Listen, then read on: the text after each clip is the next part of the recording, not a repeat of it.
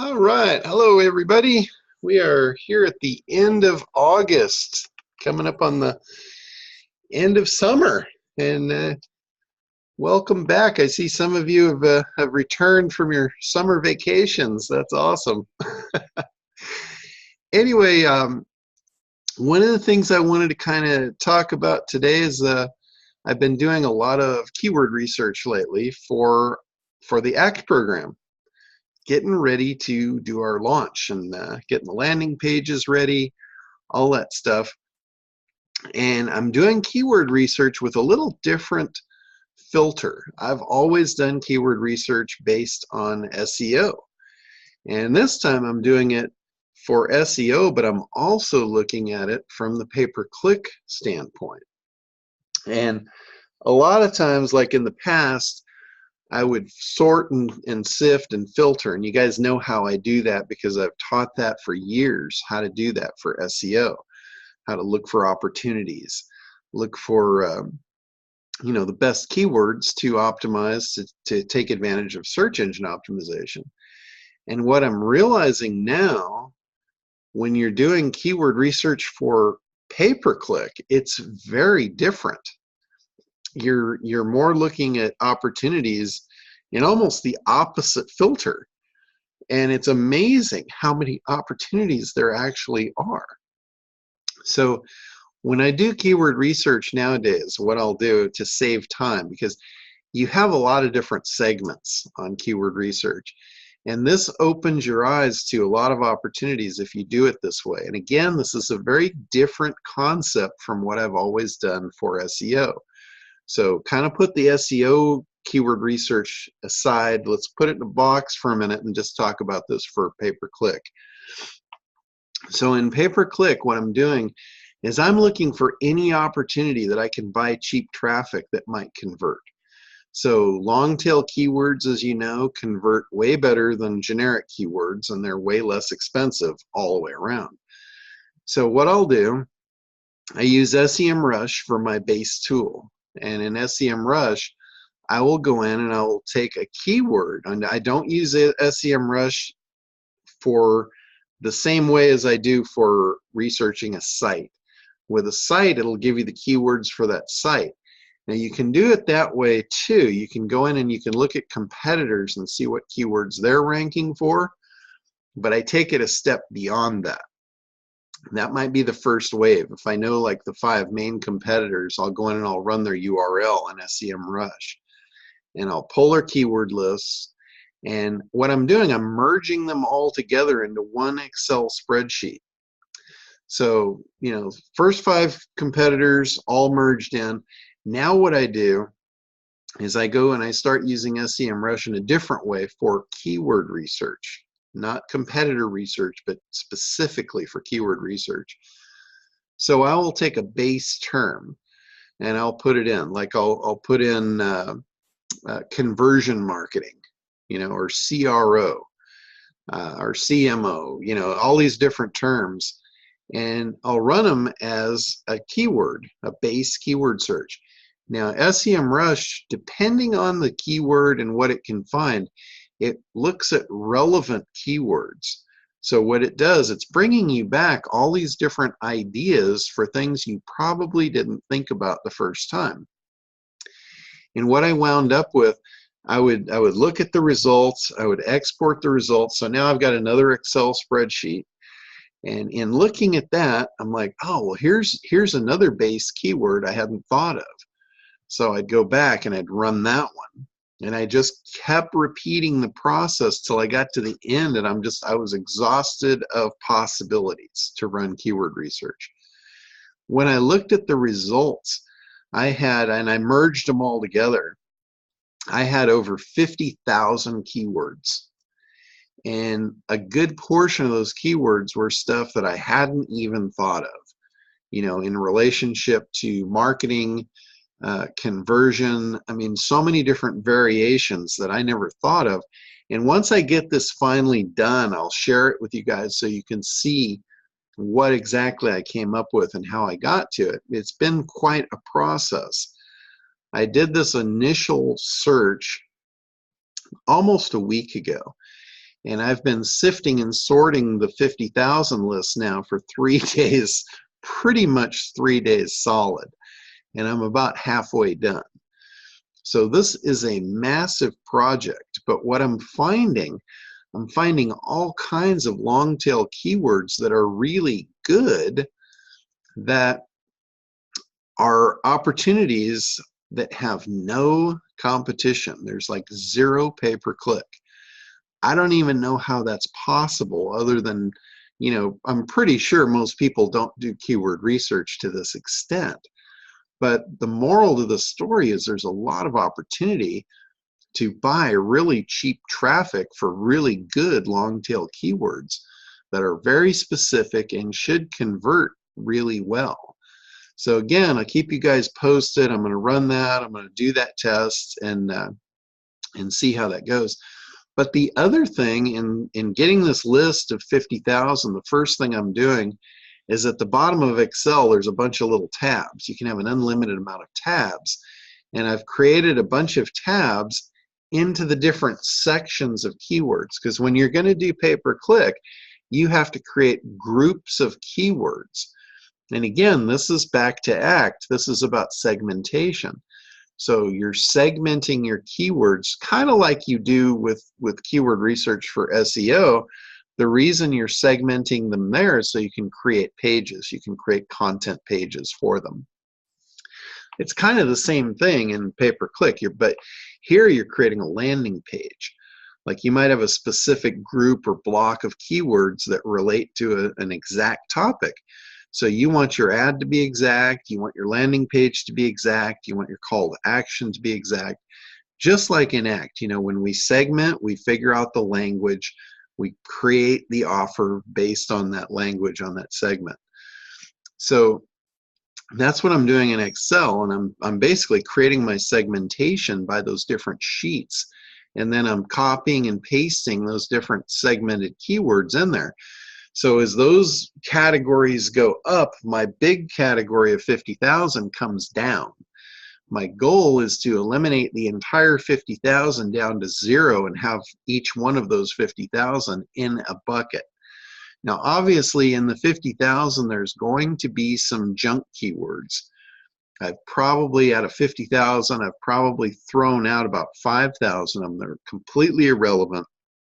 No need that they even be in there. So far, it's about 10%. It's junk keywords, just pure elimination. But the rest of them, they're going and they're getting segmented.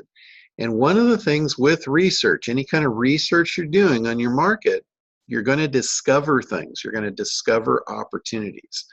And one of the opportunities that I've discovered in this process is there's a huge, huge market, huge demand, huge amount of keywords that are specific to newbies that want to start their first website. They know nothing about online. They're coming into it. They're green. They're wet behind the ears. So, you know, for those of you that offer services, website development, things like that, like Gwen in the group, she's got a training where she teaches people what they actually need, how to get a business license, the basics of business. And I have sorted out probably somewhere around 3,000 long tail keywords of people asking that, like, what are the regulations to start a business? What kind of license do I need? Basic questions. So the moral to the story is you can find opportunity to actually create products and services. If you know what the market looks like, you know what the market needs and wants and it's asking for. A lot of the questions, a lot of the keywords are actually in question format. Like, how do I start my first business? What is the best business to start if I'm a newbie? Those are actual keywords. And I could not believe the majority of those type of keywords, there's no one competing in pay-per-click. I would imagine it's the same with SEO. There's probably nobody. I haven't looked at that yet. But anyway, huge market opportunities. This is a way to open your eyes. Keyword research is probably one of the best ways to see the landscape of the market and know, we talk about the pyramid of awareness. What level of awareness are your prospects at so you know how to meet them? This is a great eye-opener for that. Because if they're asking questions at a base level, you know exactly where their level of awareness is. Hey, these guys want to start a business, but they have no clue as to how to take the first step. This is a group of people in need. They need help. Somebody make them an offer. Somebody reach out, create a program to help them.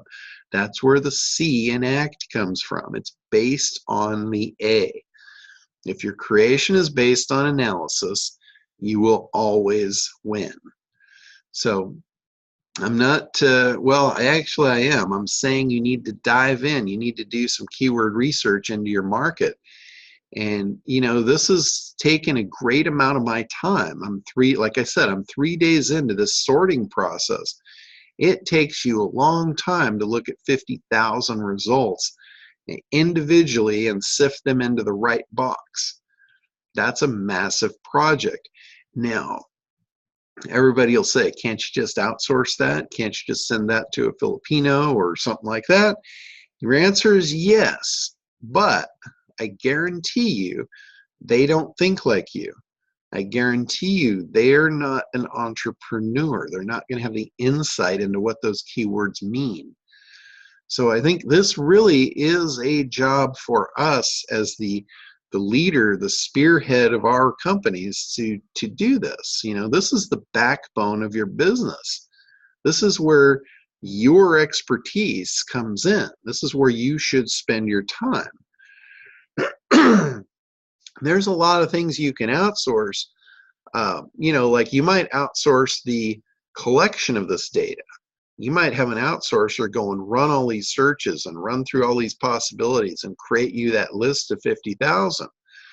But you might even have them go through and create the main buckets. But I guarantee you're going to find more buckets in there than they will. So it's going to take some time, and I definitely recommend that process.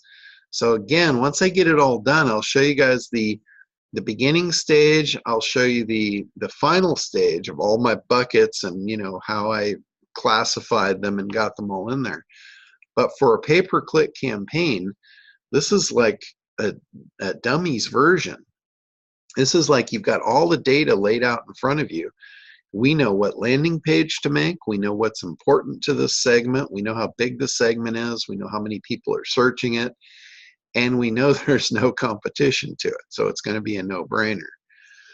So anyway, that's kind of what I've been working on this last week, and wanted to share that because it's really been an eye-opener. I've done a lot of keyword research over the years, but I've never set my focus and filters to look for the opposite end of the scale. In a lot of these keywords, there might be only anywhere from 10 to 90 people a month that search for these particular keywords. But if you have, like in SEO, we would never go after something that was, a low quality keyword that only had 10 people searching for it. It wouldn't make sense. But with pay-per-click, it actually does. Because what if you had, let's say there's only 10 people that search for this particular keyword, but there's 100 different versions of that keyword. That adds up to 1,000 people searching for a very specific thing in a bunch of different ways. So one landing page applies. How would you like to have 1,000 people a month searching for a specific segment, a specific thing that you could bring them in for, and you could buy that traffic at almost next to nothing, in the lowest possible pay-per-click because no one else is bidding on it? That's what I'm talking about. That is a huge opportunity, and it's very real. I'm experiencing it myself right now. So it's pretty exciting. To say that there's no opportunity in pay-per-click is ridiculous at this point. Now knowing what I know and having done that research, or in the process of doing that research, there's a tremendous opportunity. So anyway, I want to open the call. I want to thank you guys too for showing up early. You know, this I had another thing that is this afternoon that I'm going to have to take part in. And so anyway, I just pushed the call up a little bit. So thank you guys for getting on here early and participating. So go ahead, if you guys have questions, go ahead and unmute and come on out. Gregory says 9 is good for him. So I should put and I've actually been saying I'm going to do this for a while, put a survey out and see if there's a better time for you guys, because I do this call based on you guys. This was the time that everybody said was good for them the last time I did that. So, all right, go ahead. Go ahead, Louis. Related to keyword planner and keyword research, Google has recently changed the look and feel and the functionality of the Google AdWords. Yes. So basically, in a nutshell, I think that they are indirectly doing is reducing the, let's say, the options for SEO to do keyword research, because in the left side, they limit the amount of keywords to 10 maximum. And in the right side, they allow you to upload a bulk of keywords, but they directly, the next step is go straight to create a campaign. Yeah. And after that, you can download that data in bulks, but you have to process that data. Before, it was easier because you search for the data you wanted and you filtered the information, but now they indirectly are saying to you, you want this data, but create a campaign, because it's going to be more difficult. You're going to spend time knowing how to download this information, how to extract it, and that kind of things. And the second question is, any insights related to the big algo changes that Google has done in August? Okay, sure. So and it's a real pain when they keep changing their dashboard, and they do this all the time.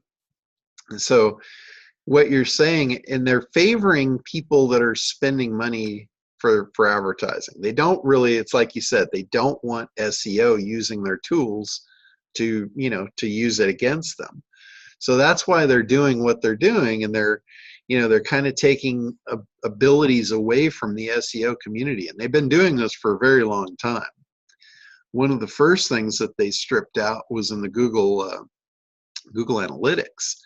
You used to be able to see who was coming to your site, how they were getting there, and you could see every keyword that brought somebody to your site. And they realized that that's a really good way from an SEO perspective to optimize your site. So they removed it. And they just keep removing things. When they see things being used for outside of pay-per-click for SEO purposes, they just keep removing that, restricting that. Now, I know a few people that run pay-per-click campaigns on a very large scale. They're running hundreds of thousands of dollars through pay-per-click. When you have one of those accounts and they give you different tools, they open up different options to different tools at different levels, and all that functionality remains for those people. But the people that are just coming in and like us, scraping the data and using it for our own purposes, they're just putting the restrictors on us. So that is something to, you've got to be aware of that. A lot of times, Google doesn't wind up being the best research tools anymore. They used to be really good with stuff. But that's why I'm using SEMrush to do all my keyword research, because I can get, thousands of keywords. I can get a lot of data out of SEMrush still. Not to say that someday they might, screw that nut down and eliminate that API that they're selling right now to people like SEMrush. But SEMrush has been a great keyword research tool, way easier than using the Google Keyword Planner. The Keyword Planner is still free, So that's a big plus, on that side. But I got to tell you, free is not always best. I mean, if you're in business and you're crippling yourself and using crutches because you need a free tool, that's probably not in your best interest. The Like for instance, in one day I churned out 50,000 keywords to look at, and SEMrush, I think they're $69 a month. For you to have done that in the Google Keyword Planner, we'd have been there for a month trying to do that, trying to pull that data out one at a time. So, I mean, as a business owner, you're looking for freedom. What's your time worth? So that's something you should definitely consider. Do the jobs that you're suited for as the head of your company. And sometimes, outsourcing. So if you can outsource that job and put it on a tool, uh, I would say that's really money well spent. So that's something. And then as far as the algorithm, there's been a lot of buzz lately about big algorithm changes and all that stuff. Those changes are going on all the time. A lot of that stuff is propaganda. There's nothing I see that's like a major thing that you've got to, sidestep and avoid. If you're using our process and you're doing things the way you should be doing, when Google makes those changes, what they're doing is they're basing it on trying to eliminate SEO. So if you do SEO the way it's meant to be done, which really is from a user perspective, if your SEO work is in alignment with two things, it's creating a good user experience for your ideal client, and the other thing is getting them there. You get them there with outside sources. So this is the difference between on page and off page. Your on page is all about the experience once they get there. The off page is the experience of getting them there. So AKA link building. Link building is the way you get people there. So if you're building links on sites that don't have your ideal customer on it, you're probably being counterintuitive. You're probably doing stuff that Google is going to easily see. So putting yourself in local directories is a good thing. If you're a local business, if you're a local service business, you should be getting the links from all those local directories. That's people in your local area that are very likely to click on that link and go to your site. In your directory listings, you need to have a high click-through ratio. So how do you do that? You do that with your titles. You can actually put calls to action in your titles. Do everything from a user perspective. Think about this from Google's point of view. When you look through Google's eyes, what do they see and what do they want to see? They want to see the best user experience possible because they want to gain their user base. If they don't supply a good user experience, what's going to happen to their users? They're going to be unhappy and they're going to look elsewhere and they're going to leave. When they leave, that user base shrinks. When Google's user base shrinks, so does their ad revenues. So that's their main goal. Their main goal is to protect the kingdom of ad revenues. The bigger their circulation, it's just like a magazine in the old days or a newspaper. The bigger the circulation, the more you could sell the ads for. It's all about, any kind of a publication. Google is a publication. It's an electronic publication. Anytime you're talking about a publication, you're talking circulation. I mean, this goes way back. This goes back way before the internet. But circulation is the lifeblood of any publication, because the bigger your circulation, the more you can get for your ad dollars, for your advertisements that's printed in your circulation, or in your publication rather. So that's what it's all about. So you've got to think about SEO from that perspective. If you want Google to reward you and, shine their good graces on you, You just have to play by their concept, by their set of rules. So, and again, there's a whole industry, depends on who you're listening to and who you're following.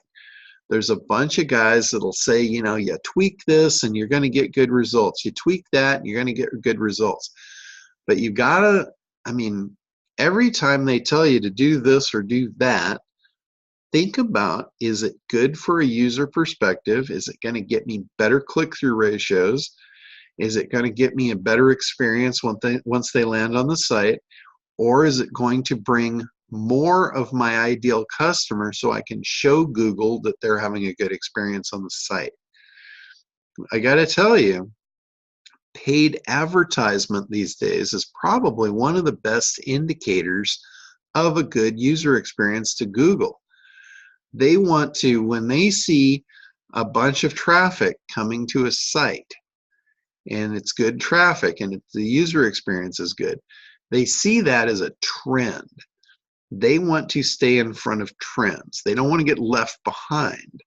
So news, like that's why in Google, you'll see a lot of news stuff. There's stuff they want instant stuff. They want instant gratification. So news, they'll put at the top like instantly.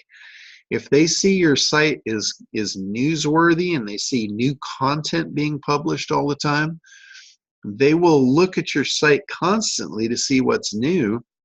And if they know there's a good chance it's valuable, they will rank it fast.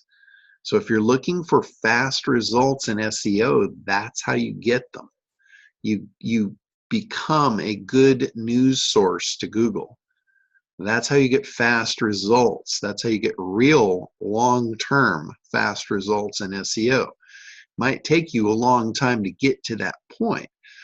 But look at news stations and let's take YouTube for instance. How many new videos go on YouTube every minute, every second of every day? Google knows that is a source of fresh content. So what do? They have an algorithm that looks at how many people have viewed that video in the short time period once it hits the site. If you go through any SEO training for YouTube, that's one of the factors that you're going to look at. How fast can you get people to view the video?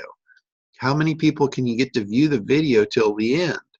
Those are the factors that will boost your ranking in YouTube. Google ties into that. YouTube is owned by Google, so they know everything that's going on over there. So you get what they consider a newsworthy video on that site because they're on YouTube constantly looking for new, fresh stuff to post. So you get something that's hot, it's all of a sudden going to show up in Google's index. I see a lot of tools right now being released about that particular thing where they'll show you, how to find the loopholes, how to get a YouTube video ranked in Google like in minutes. And it's true. There is that loophole. There's that loophole.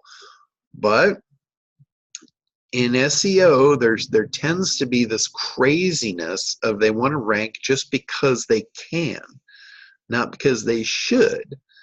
If you're just ranking just because you can and it's not really doing value to your business, what's the point? To beat your chest and say, I can rank a YouTube video in 30 seconds. Yeah, that's great. How long did it stick? How much business did you get out of it? What was the long-term effect? How is it going to look 2 years from now? You show me something you do in SEO that's going to be good 2 years from now, and it's going to bring you traffic, and it's going to bring you customers, and I'd say you're on top of your game for SEO. So that is more of what I'm looking at. And when we're operating like that, we don't see a lot of these changes. Like we don't have to make a lot of shucks and drives and dodges, when all these new algorithm shifts come out. In fact, in a lot of cases, they increase our rank. They do us well because what they're meant to do is they're meant to take out the trash. They're meant to scrape the garbage off the top so the real stuff can rise up. So if there's specific things, that you've seen That's one of the things that I do invite, is I invite, like when the algorithms shift and you see things that have dropped, we can do like an x-ray look at what was it that dropped, and I can figure out, from that perspective, why that dropped and how that algorithm shift affected that. But like I said, the only shift that really had a big impact on our clients was the Penguin update, and it was really just because I lost focus at the time, and I got so caught up in the greed of link building that was going on that I fell for it too, and I fell in the trap, and I quickly unraveled that as soon as it happened and I saw, the outcome. But typically we don't do that. Like for our commercial clients, yeah, it takes us longer to rank them, but I got to tell you, once we do, they're solid and they're long term. So that's kind of, and I say this every time there's an algorithm, it's almost the same speech, but it's so true. And it's like another one that I have to tell people with SEO, especially when you're starting SEO. If you're starting SEO on a client, or let's say you bring in a new customer for SEO, you really need to manage their expectation, because the ranking is going to go up and it's going to go down.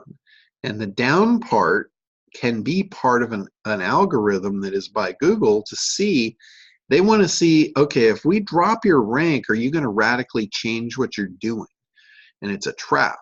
It's a way that they can figure out if you're actually doing SEO, and if they penalize you for what you're doing, are you going to change? Are you going to also all of a sudden shift direction because they made that move? And if you do, they got you. They've trapped you. So, a lot of people will call that the Google sandbox. They'll call it the Google dance. You can call it whatever you want, but they actually have a patent on it. And it's like a split test type of way to figure out who is manipulating their results and what they do when they experience a drop. And that's why I've told everybody, all the people that I've trained, all of our resellers, anybody that's ever gone through my training, I tell them, when you experience the drop, you've got to hold strong. Whatever you're doing, continue to do it, even if you think it's wrong. Even if you think, wow, we're doing this thing and we dropped, we got penalized, we got to stop. Do not stop, or they've got you. It's like you admitted that you were doing that, and now the penalty is going to stick and it won't come undone. So, there was a famous TV commercial here in the U.S. It was for a deodorant. They said, never let them see you sweat. And I bring that up. I say, never let them see you sweat. And sometimes it takes longer than others. This drop, it can be for an hour. It can be for, 5 minutes. It can be for a day. I've seen it last up to 6 weeks. We had one customer, and it was one of our commercial clients, and they took a massive drop. And I told them, I go, we have to hold the course. We have to hold the course. Well, after a month of that, I was really starting to question myself. But we did. We stuck with it. We held the course, and like 6 weeks later, we popped back up. And we were better than we'd ever been. And we stuck, and it's still there today. But it was because we didn't shift. We didn't change directions. We continued to do what we were doing, and we never let go. We never let off the gas. And Google trusted it then. It's like, okay, well, if we dropped them and they didn't shift, then this is real. What they're doing is real, and it must be good. So, and the other thing I tell people too is, don't watch your ranking like a hawk. Because like I said, that shift, that drop can be for 5 minutes. If you're sitting there watching your rank all day long, you're going to drive yourself nuts. I see people that they'll make a change and they'll expect to see a result right away. And that's not real. So A lot of the stuff that is spewed out in the SEO industry of, make this change and you'll see results in 30 seconds. Yeah, you might, but is it real? Is it meaningful? Probably not. So there's so many variables to the SEO game that nobody really knows. There's no magical blueprint of how to do SEO. But I can tell you the core principle. If you look at the core principle and you watch over time and you observe who's at the top and who stays there and why, you will see I'm absolutely right. It's based on two things. It's based on page, and not more for what it used to be. On page, everybody thought about code. They thought about H1 tags and they thought about all that stuff. And, is that stuff important? Yeah, it is, to a factor of about 2%. So if you get it right, yeah, you've got that 2% bedding to lay on top of. How important is that? Knowing that you got 98% where a competitor can come in and beat you. That 2% doesn't get you very far. So where you get a much bigger pad is when you put your effort into the user experience. What is the user experience and how do they act when they get there? Look at a really good example is sites that are in the entertainment business. Like if you go to like a movie directory, a local movie where they show the movie showtimes and stuff, these sites are great at this. You'll see kind of advertorial ads right below, and you'll see like they'll make these outrageous claims. Like they'll say something about, see the top 10 most expensive houses that are owned by the stars. And you're expecting to see a list of 10 of these, right? Well, you click on the button and you get one. And you see the first one, and it's usually number 10. So you have to work your way up to number 1 to see the biggest one. And when you get to the end of that page, you have to scroll to the end. You got to spend time there. And then at the end, you'll see a link to number 9. And then same thing. And then you'll see a link to number 8. You're forcing the user to drive through your site to different levels. What's that look like to Google? It looks like somebody came to your site and spent a lot of time and looked at a lot of pages. That's a really good user experience.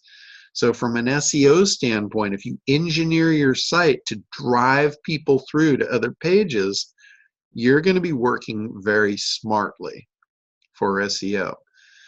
So yeah, Mary Sue, looks like you're open there. Go ahead. Hey, yeah. This is really interesting for me because as I consider how I want to redo my website, clearly I need to do both. One of the first things that occurred to me was my experience with Steelhouse when they said, oh my goodness, we don't like your keywords and Google doesn't like them and therefore you can't sign up with us. And as much as Google wants user experience, they want to tell me what the user experience needs to be. So I need to figure out, I mean, even words that it's like, you've got to be kidding me. But so we switched to, in trying not to be medical, we use energy, right? And it's like, you can't use that because apparently people are doing all kinds of bizarre things to tell people how to get energy, right? And who knows what they are, but it targeted us. And so it's trying to get ahead of the game and figure out how to deliver what my users really truly want that they can't find because Google tells them that they can't have it, right? Yeah. So I guess for me, what I need to do is create a map so that I am doing both and I'm giving my users what they want and a way to find. Yeah. Right. Yeah. So when you do that keyword research, you'll figure out what they're looking for, so you'll know, what kind of content to create. And I'll show you a really cool tool here This is called answerthepublic.com. And what you do, you put your keyword in. And I did one here just so you could see. I put SEO in. So when you put SEO in as your base keyword, what you get out here around the circle is these are all the keywords these are all the questions that users ask to the search engines in relationship to that keyword. So like here, there's when. So when, all the questions related to when for SEO is like when to stop SEO. When is Brighton SEO? When is SEO used? When does SEO update? When will SEO die? These are all the questions people are asking related to when. And you'll see there's what, are, who, can, which, will, where, how, and why. So that's a lot of questions. If you thought in terms of, like if you put your main keyword in there, you would know all the questions that people are asking of Google related to that. So you'll see what's important to them. Now this just kind of gives you a broad spectrum blueprint of the landscape. Doesn't necessarily tell you how many people are asking each one of these questions. For that, you'd have to do a little deeper research.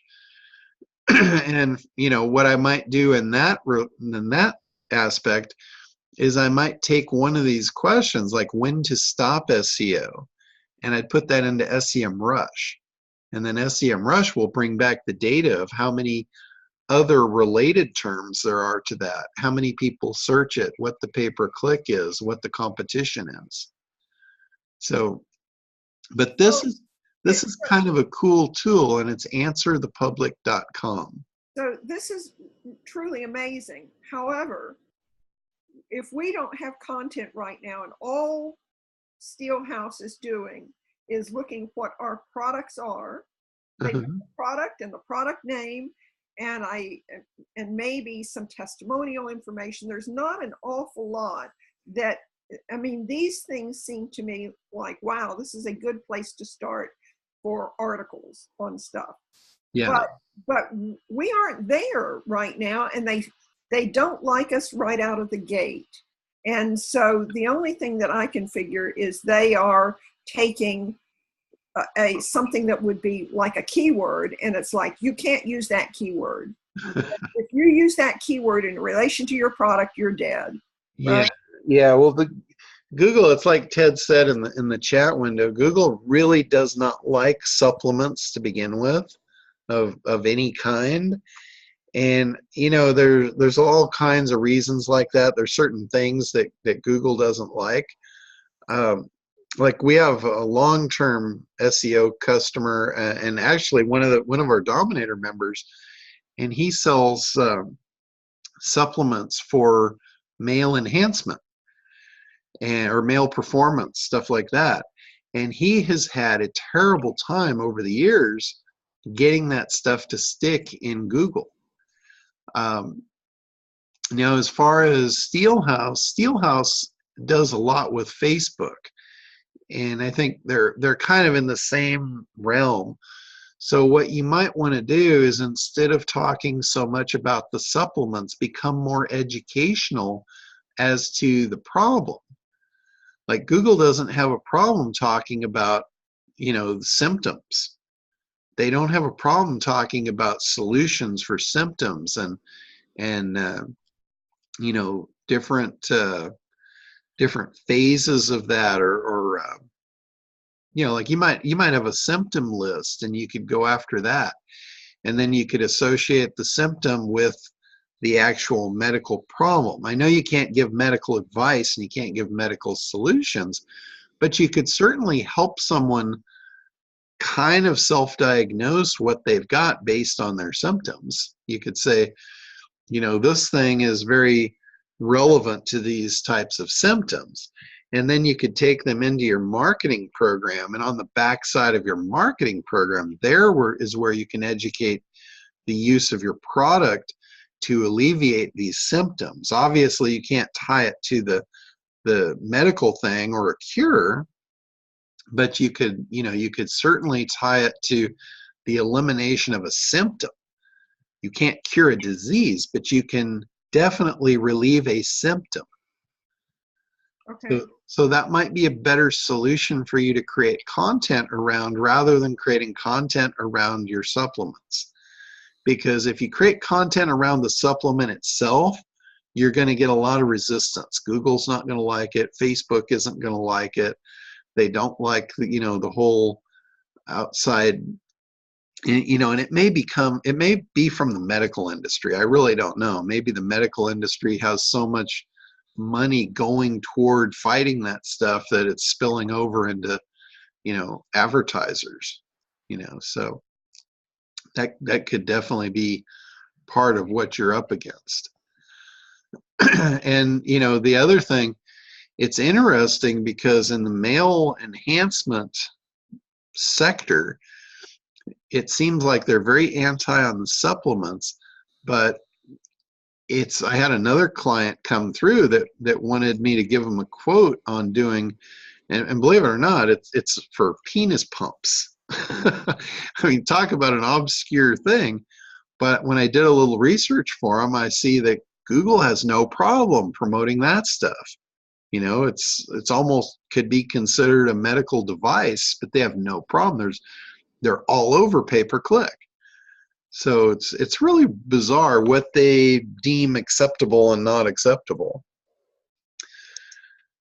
Wow. So interesting stuff. But from your standpoint, I think the content that you would best create would be content related to problems and issues people are having because of a disease, and maybe how you can eliminate or alleviate some of those symptoms for relief.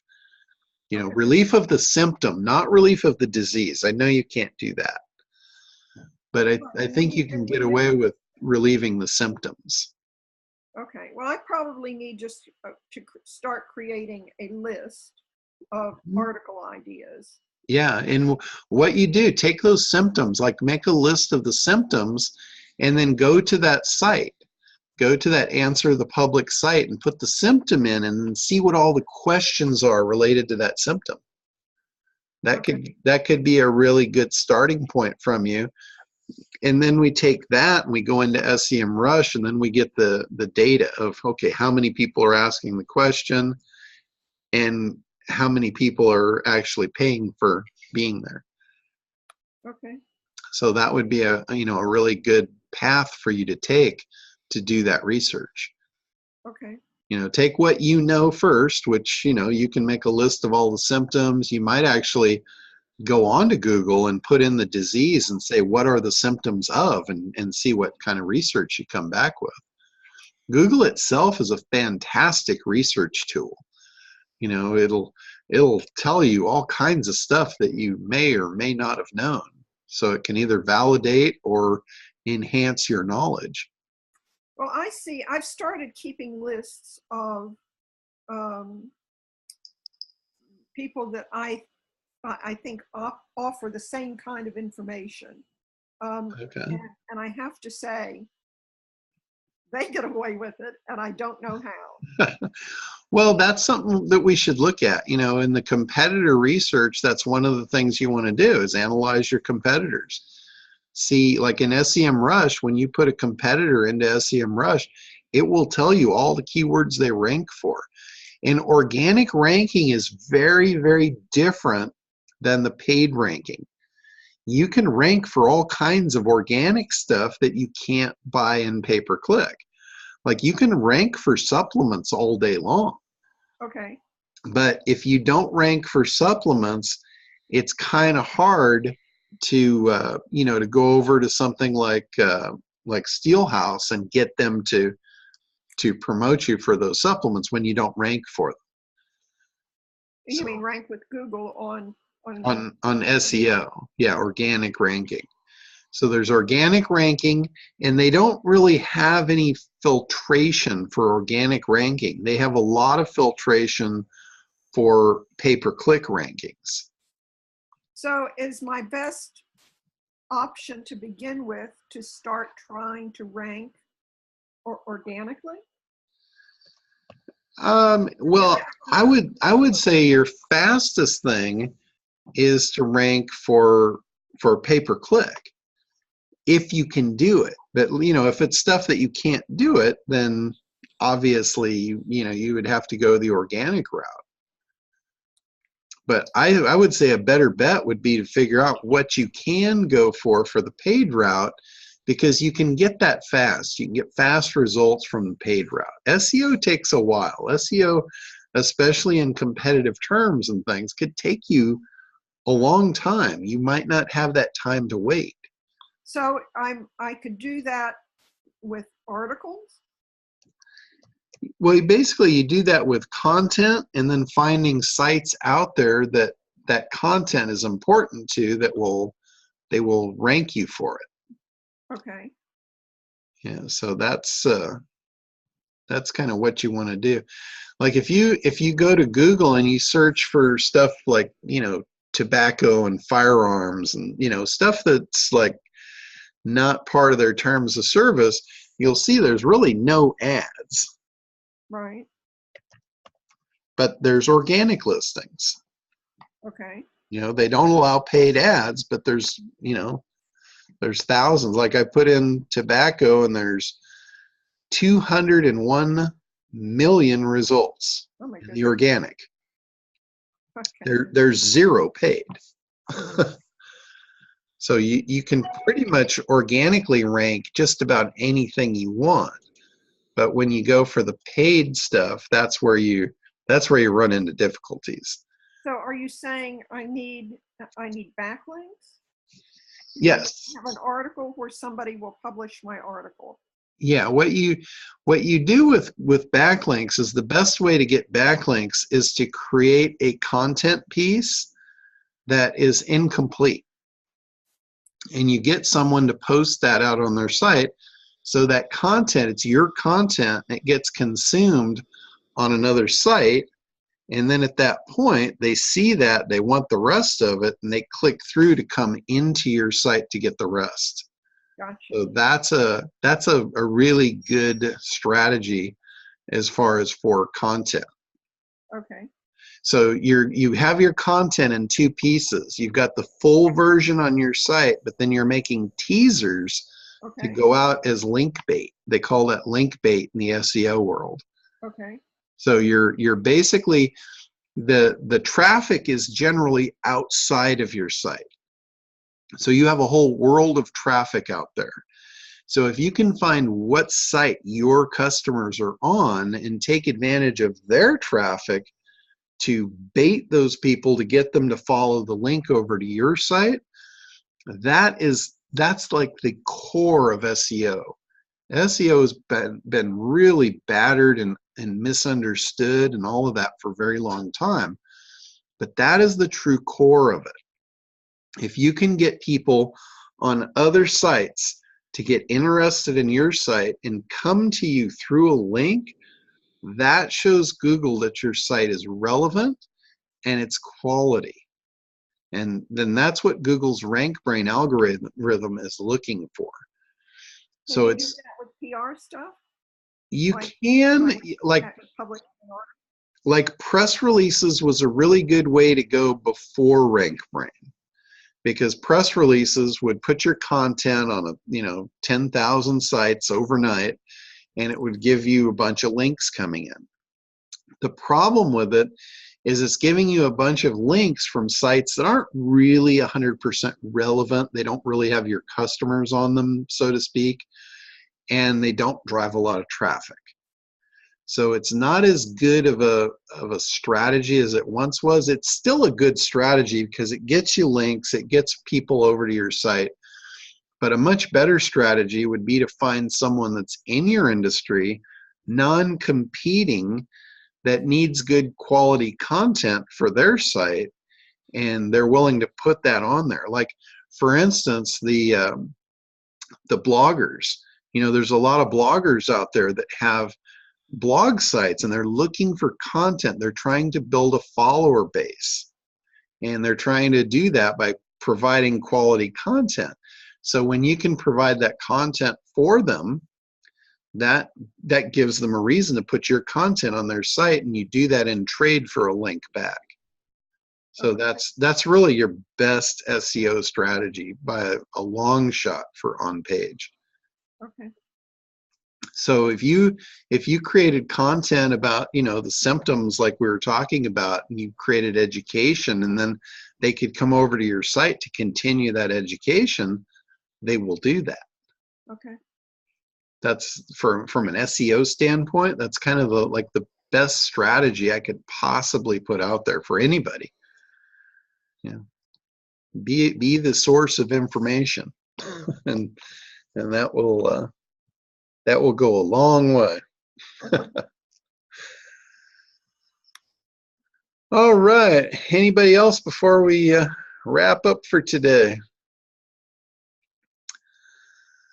All right, guys. Well, I appreciate you guys showing up early, and I will. I promise this time I will put a survey out and see if there's a better time, because I'm totally open to doing this call, you know, whenever it's good for the majority of the group.